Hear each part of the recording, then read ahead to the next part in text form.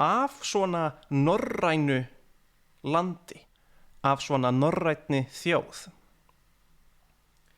Því ef að ég pæli í nágrannalöndunum hérna, ef við hugsum til dæmis Danmörku, sem að eru helsta nágrannaþjóð okkar á Norðurlöndum, þá eru Danir einmitt frægir fyrir að hafa það notalegt.